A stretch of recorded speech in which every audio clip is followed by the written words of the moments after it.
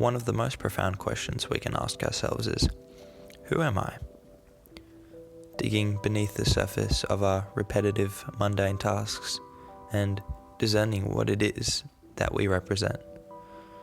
Our belief systems, our ideologies, are all a consequence of our journey in life. Your experience shapes who you are and what you believe in, and this is often a strange reality to confront to a few, as it reveals the inherent complexity that the lives that we all live. That's difficult for others to grasp when making judgments on the contrasting lives that people have. And if we take a moment to look at things from a macro perspective, we really come to realize that no one's way of living is necessarily right or wrong. However, it's just a product of their environment. Our idiosyncrasies define us, a proclamation that is often championed by the surrounding world. But what happens when the value structures upon what we base our identity collapses? We collapse with it.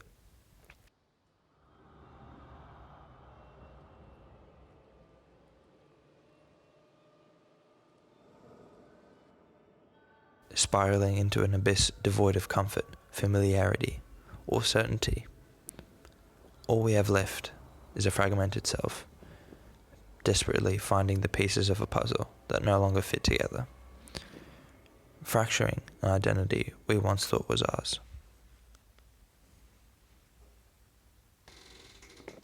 When I was 6, my family and I moved to India for my dad's work, and I would end up spending the next 10 years immersed in a place I call home.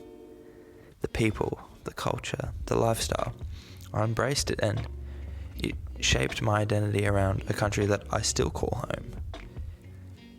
Whenever I get asked about my experiences since leaving, it's hard to articulate really how incredible my time was there. I made what I believe to be lifelong friends, and falling in love with a country and culture that was so unique compared to the life I live now in Australia. After 10 long years in India, I moved back to Australia, and although I was excited for a new challenge, I didn't anticipate how hard it would be to transition. I wasn't oblivious to the fact that it would be difficult, however. My world flipped upside down and everything changed. The social norms and ways of interacting with people, the culture, and most importantly, the people that I loved and grew up with were no longer around me. Because of these feelings I was manifesting, I started to resent the country I'm a citizen to. At first, I tried to change the way I was to fit in, per se, but that only made me more unhappy, and it took me a long time to come to realize that I was losing who I was in an attempt to make myself feel better. But that only made me spiral into a darker place, and one where I was very unhappy. It was only towards the end of high school that I realized that I wasn't unhappy because I was in Australia, but rather I was free-falling because I felt I didn't know who I was anymore. I was a stranger to myself.